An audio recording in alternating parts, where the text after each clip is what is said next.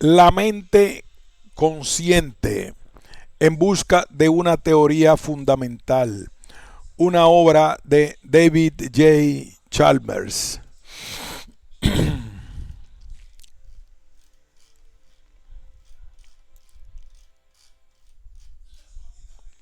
Introducción. Tomar en serio a la conciencia. La conciencia es un gran misterio. Es tal vez el mayor obstáculo pendiente en nuestra búsqueda de una comprensión científica del universo. La ciencia física aún es incompleta, pero tenemos de ella una buena comprensión. La ciencia de la biología se deshizo de muchos antiguos misterios acerca de la naturaleza de la vida. Existen resquicios en nuestra comprensión de estos campos, pero no parecen imposibles de abordar. Tenemos una buena idea de la forma que podrían tener las soluciones de estos problemas. Solamente necesitamos precisar los detalles. Incluso en la ciencia de la mente se hicieron muchos progresos. Trabajos recientes en la ciencia cognitiva y en la neurociencia nos llevan a una mejor comprensión de la mente humana y de los procesos que la rigen. Seguramente no tenemos muchas teorías detalladas de la cognición, pero los detalles no pueden estar muy lejos de nuestro alcance. La conciencia, sin embargo, sigue siendo tan desconcertante como siempre. Todavía no nos resulta algo totalmente misterioso que la causalidad de la conducta esté acompañada de una vida interior subjetiva. Tenemos buenas razones para pensar que la conciencia surge en sistemas físicos como el cerebro, pero tenemos poca idea de cómo es que surge o por qué existe.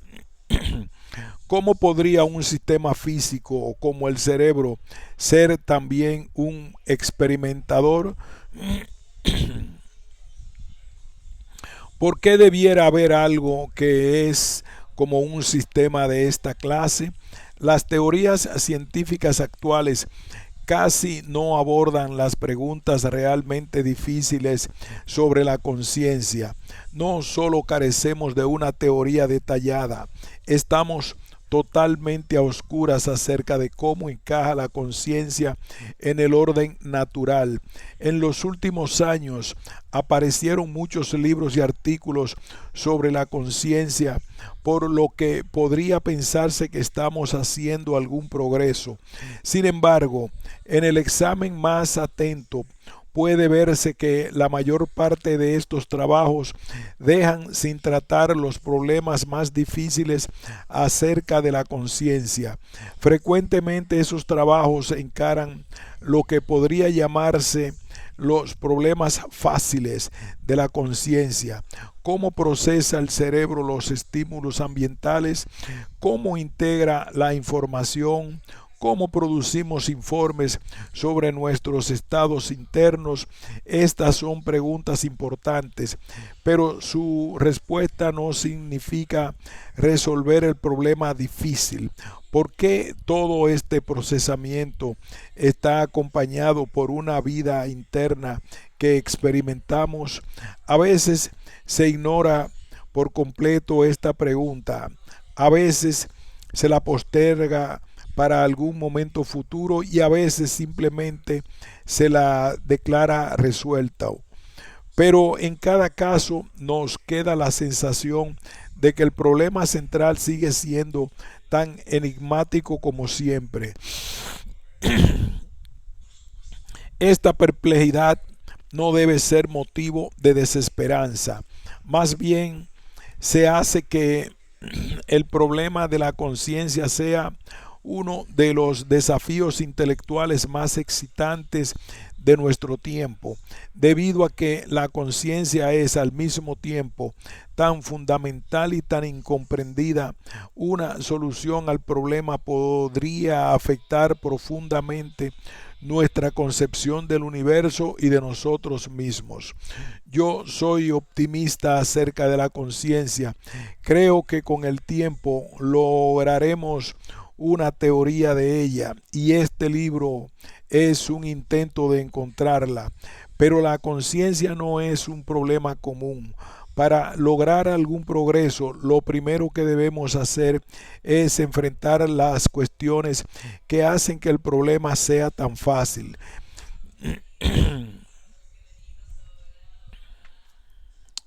Las cuestiones que hacen que el problema sea tan difícil.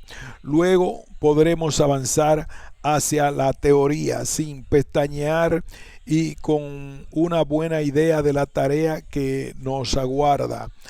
En este libro no resuelvo el problema de la conciencia de una vez por todas, pero intento encauzarlo.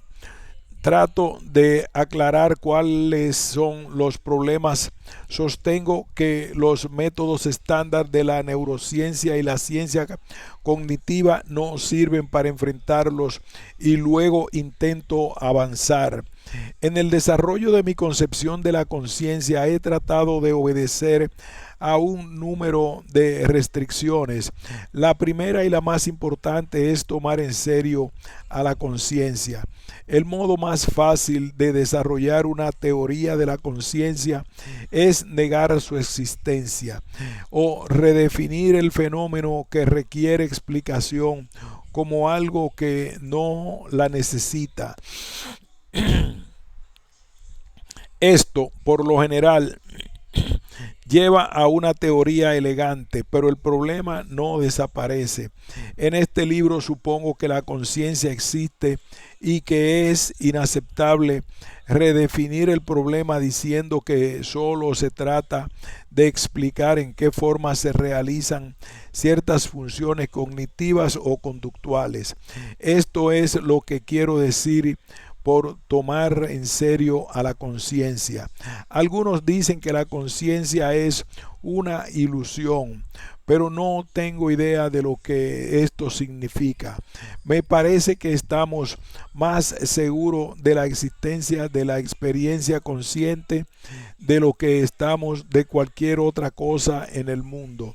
En ocasiones intenté intensamente convencerme a mí mismo de que en realidad no hay nada allí, que la experiencia consciente es vacua, una ilusión. Hay algo de atractivo en esta noción que tantos filósofos en todas las épocas explotaron, pero al final resulta totalmente insatisfactoria. Cuando me encuentro absorto en una sensación del color naranja, algo ocurre. Hay algo que requiere explicación, aún luego de haber aclarado los procesos de discriminación y acción. Se trata de la experiencia. Es verdad, yo no puedo probar que haya un problema ulterior precisamente porque no puedo probar que la conciencia existe. Lo que sabemos sobre la conciencia es más inmediato de lo que sabemos de cualquier otra cosa, de modo que una demostración es inapropiada. Lo más que puedo hacer es proporcionar argumentos cada vez que ello sea posible y refutar los argumentos del otro bando. No puedo negar que en algún punto esto requiere apelar a la intuición, pero todos los argumentos necesitan en algo la intuición, y yo he tratado de ser lo más claro posible acerca de las intuiciones involucradas en los míos. Podría considerarse que esta es una gran línea divisoria en el estudio de la conciencia. Si usted sostiene que una respuesta a los problemas fáciles explica todo lo que debe ser explicado, entonces tiene un tipo de teoría. Si usted sostiene que existe, si usted sostiene que Es difícil argumentar a través de esta línea divisoria y las discusiones frecuentemente se reducen a golpear sobre la mesa. A mí me parece obvio que hay algo más que necesita una explicación. A otros les parece aceptable que no lo haya. Encuestas informales sugieren que la proporción es de 2 o 3 a 1 en favor del primer enfoque, con una tasa bastante constante entre los investigadores y estudiantes de una variedad de campos. Quizás simplemente debamos aprender a vivir con esta división básica.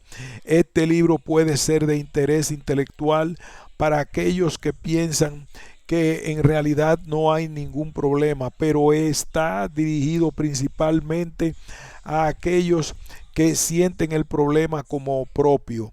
En la actualidad ya tenemos una idea bastante buena del tipo de teoría que obtenemos cuando suponemos que no hay un problema ulterior.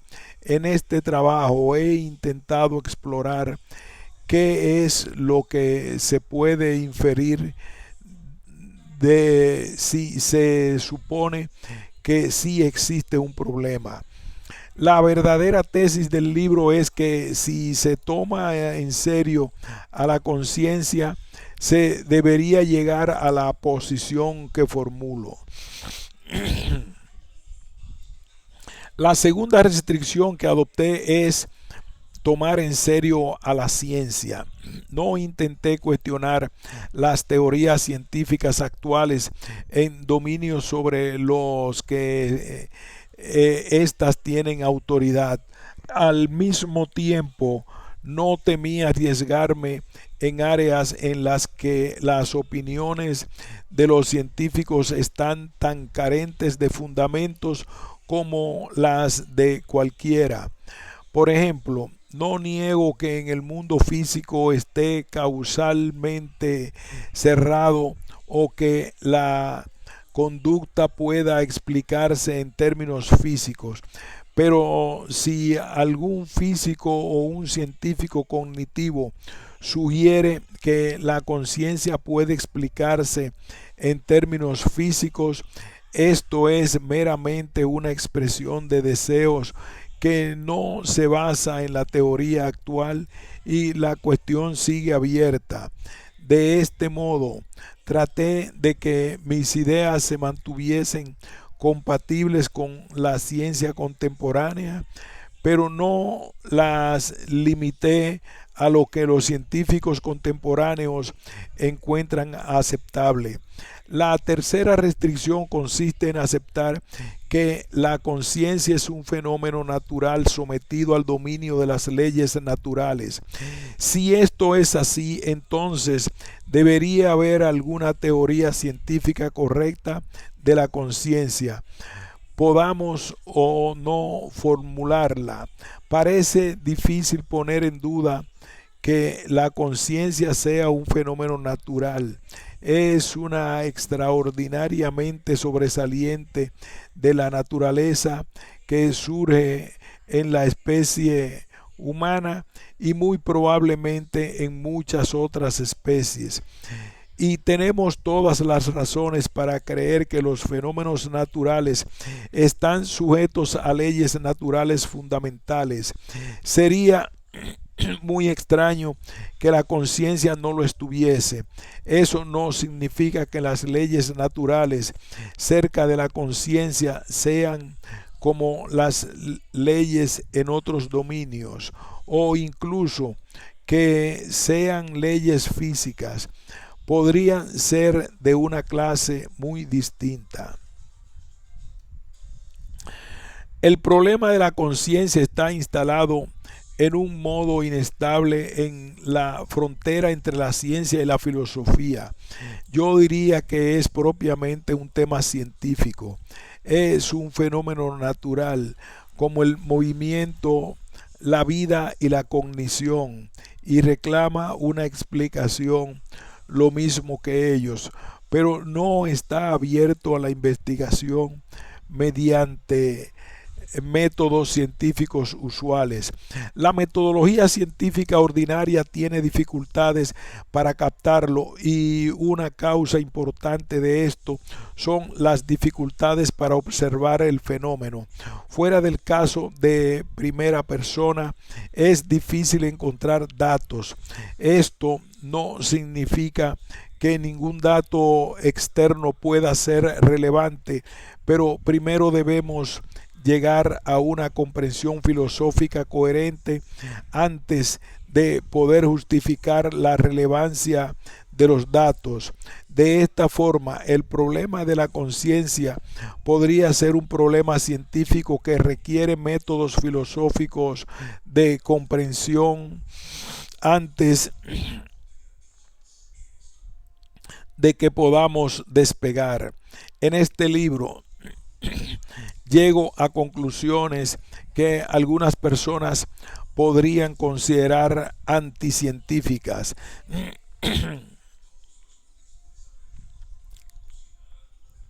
Argumento que una explicación deductiva, argumento que una explicación reductiva de la conciencia es imposible, y sostengo incluso una forma de dualismo, pero esto es solo parte del proceso científico.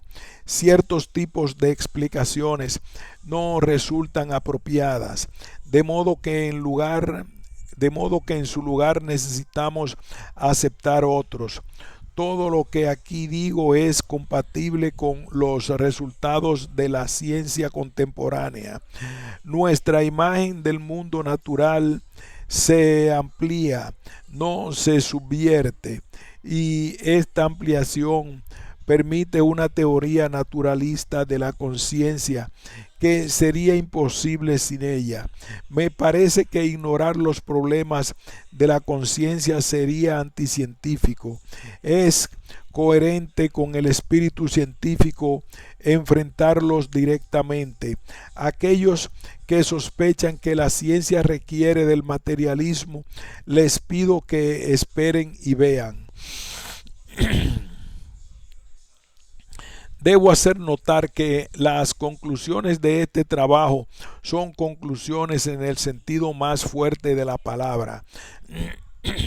Por temperamento me inclino poderosamente por la explicación reductiva materialista, y no poseo ninguna fuerte inclinación espiritual o religiosa. Durante algunos años conservé la esperanza de lograr una teoría materialista.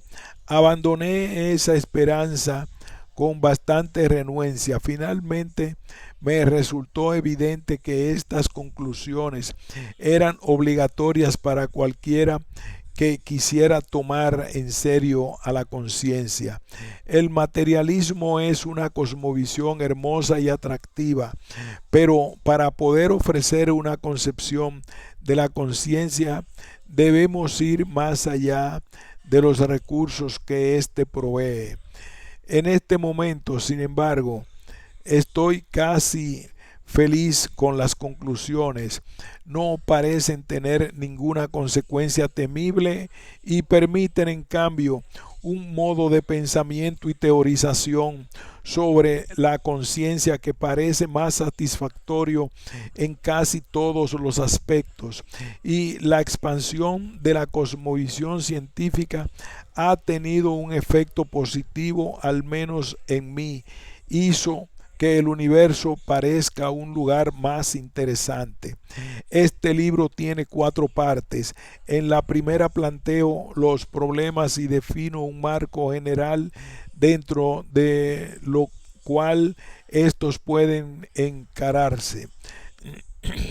El capítulo 1 es una introducción al tema de la conciencia, en el que analizamos algunos de los diferentes conceptos vinculados. Extraemos un sentido en el que la conciencia es realmente interesante y realizamos una descripción preliminar de la sutil relación que mantiene con el resto de la mente. El capítulo 2 desarrolla un marco metafísico y explicativo dentro del cual se plasma gran parte del resto del análisis. ¿Qué significa que un fenómeno sea explicado reductivamente y que o, o que sea físico? Este capítulo expone una concepción de estas cuestiones y se concentra en la noción de supervivencia. Sostengo que hay buena razón para creer que casi todo en el mundo puede explicarse reductivamente, pero la conciencia podría ser una excepción. Habiendo superado estos preliminares, la segunda parte se centra en la irreductibilidad de la conciencia. En el capítulo 3 sostengo que los métodos estándar de la explicación reductiva no pueden dar cuenta de la conciencia. También hago una crítica a las diversas concepciones reductivas formuladas por los investigadores de la neurociencia, la ciencia cognitiva y otras disciplinas. Esta no es solo una conclusión negativa. Se deduce también que una teoría satisfactoria de la conciencia debería ser de una nueva clase, no reductiva, de teoría. En el capítulo 4 llevamos las cosas un paso más allá, argumentando que el materialismo es falso y que una forma de dualismo es verdadera, y esbozamos la forma general que podría adoptar una teoría no reductiva de la conciencia. El capítulo 5 es fundamentalmente defensivo. Considera algunos problemas evidentes de mi teoría que involucran la relación entre la conciencia y nuestros juicios sobre la misma, y sostiene que no plantean dificultades fatales. En la tercera parte paso a considerar una teoría positiva de la conciencia. Cada uno de los 3 capítulos de esta parte desarrolla un componente de una teoría positiva. El capítulo 6 se concentra en la coherencia entre la conciencia y los procesos cognitivos y formula un cierto número de vínculos sistemáticos entre los dos. Utilizo estos vínculos para analizar y fundamentar el papel central de la neurociencia y la ciencia cognitiva en la explicación de la conciencia humana. En el capítulo 7 se analiza la relación entre la conciencia y la organización funcional y se utilizan experimentos mentales para argumentar que la conciencia es un invariante organizativo. Esto es, que todo sistema en la organización funcional correcta tendrá la misma clase de experiencia consciente sin que importe de qué está hecho. En el capítulo 8 considero cuál sería la forma de una teoría fundamental de la conciencia y sugiero que podría involucrar una relación estrecha entre la conciencia y la información. Este es de lejos el capítulo más especulativo, pero es probable que en este punto se necesite algo de especulación para poder progresar. Los 2 últimos capítulos son el postre. En ellos explico lo anterior a cuestiones centrales de la fundamentación de la inteligencia artificial y la mecánica cuántica. En el capítulo 9 defiendo la tesis de una inteligencia artificial fuerte. La implementación de un programa computacional apropiado dará origen a una mente consciente. En el capítulo 10 considero la sorprendente cuestión de cómo debería interpretarse la mecánica cuántica y utilizo las ideas sobre la conciencia desarrolladas en los capítulos previos para dar apoyo a una interpretación no colapsante de la teoría. Es posible que el material negativo sea el que produzca las mayores reacciones, pero mi verdadero objetivo es positivo. Yo quiero obtener una teoría de la conciencia que funcione. Cuando ingresé en la filosofía me sorprendió descubrir que la mayor parte del debate sobre la conciencia se concentraba en la cuestión de si había un problema o no, en la que si era un fenómeno físico o no, y que la cuestión de construir teorías parecía haberse dejado de lado. Las únicas teorías parecían haber sido formuladas por aquellos que, a mi entender, no tomaban en serio la conciencia. En la actualidad disfruto de las complejidades del debate ontológico tanto como cualquiera, pero mi principal objetivo sigue siendo una teoría detallada. Si algunas de las ideas en este libro les resultan útiles a otros para construir una mejor teoría, el intento habrá valido la pena. Esta obra pretende ser un trabajo serio de filosofía, pero me propuse que fuese accesible también a los no filósofos. Dentro de mi audiencia hipotética siempre estuvo mi propio yo, estudiante de hace 10 años. Espero haber escrito un libro que él hubiera apreciado. Existen algunas secciones que son filosóficamente técnicas. Estas están marcadas con un asterisco y los lectores pueden sentirse en libertad de soltearlas. El material más técnico se encuentra en los capítulos 2 y 4. El apartado del primero, los apartados 2 y 3 del segundo y el apartado final del capítulo 5 contienen intrincadas cuestiones de semántica filosófica. Podría resultarle útil leer, aunque solo fuera superficialmente, otras secciones con asterisco para formarse una idea de lo que allí expongo.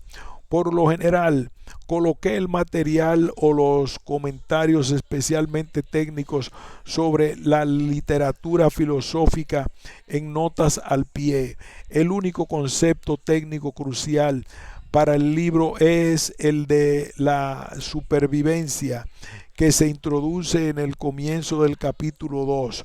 Este concepto tiene un nombre intimidante, pero expresa una idea muy natural, y una buena comprensión de él le ayudará a situar en el lugar justo a las cuestiones centrales.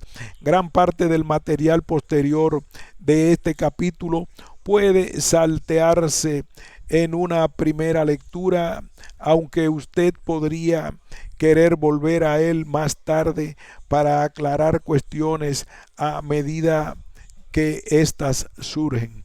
Para una breve excursión que evite los tecnicismos,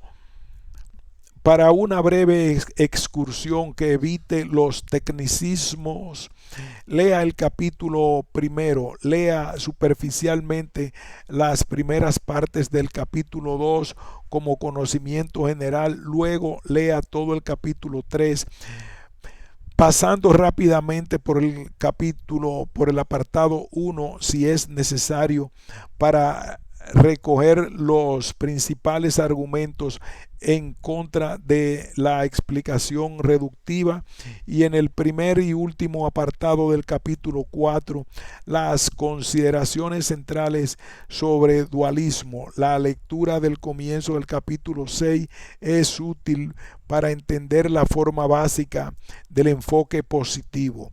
Del material positivo, el capítulo 7 es quizás el más independiente y también el más divertido, con experimentos mentales fáciles de comprender que involucran cerebros de silicio. Aquellos que disfrutan de las especulaciones osadas e imprecisas pueden encontrar interesante el capítulo 8. Finalmente, los capítulos 9 y 10 pueden ser interesantes para cualquiera que se preocupe por las cuestiones involucradas. Un par de anotaciones filosóficas es oportuno. La literatura filosófica sobre la conciencia es bastante asistemática. Está conformada por líneas aparentemente independientes que tratan cuestiones relacionadas sin hacer contacto entre sí. Intenté imponer alguna estructura al orden mediante un marco unificador en el cual las diversas cuestiones metafísicas y explicativas se aclaran. Gran parte de la discusión en la literatura puede trasladarse a este marco general sin pérdida, y espero que esta estructura haga patente las profundas relaciones entre una serie de diferentes cuestiones.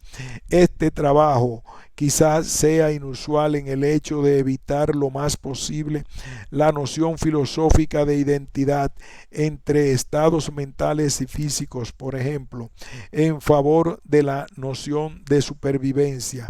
Encuentro que por lo general, las discusiones formuladas en términos de identidad arrojan más confusión que luz sobre las cuestiones claves y con frecuencia permiten eludir las dificultades centrales. La supervivencia, en cambio, ofrece proporcionar un marco de idea dentro del cual pueden encararse las cuestiones cruciales. Para evitar una filosofía floja, sin embargo, debemos concentrarnos en la fortaleza de la conexión de supervivencia. Está respaldada por la necesidad lógica para la necesidad natural o por algo más. Existe un amplio consenso acerca de que la conciencia, en cierto sentido,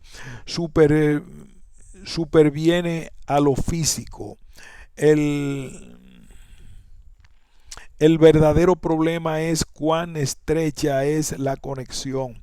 Las discusiones que ignoran estas cuestiones modales suelen eludir las preguntas más difíciles acerca de la conciencia. Las personas que sean escépticas acerca de estas nociones modales también lo serán respecto de todo mi análisis, pero creo que no hay ningún otro modo satisfactorio de enmarcar las cuestiones. Para mí, uno de los placeres de trabajar en este libro provino del modo como el problema de la conciencia se extendió para hacer contacto con profundos problemas de muchas otras áreas de la ciencia y la filosofía. Pero el alcance y la profundidad del problema también lo hacen humillante. Soy muy consciente de que en cualquier punto de este libro habrá más para decir y que en muchos sitios apenas arañé la superficie. Sin embargo, espero, aunque más no sea en forma mínima, haber sugerido que es posible hacer progresos en el problema de la conciencia sin negar su existencia o reducirla a algo que no es. El problema es fascinante y el futuro excitante. Parte 1. Fundamentos. Hasta aquí esta introducción. Más adelante, después de esta pausa, pasaremos a esta parte 1, fundamentos. Hacemos una pausa.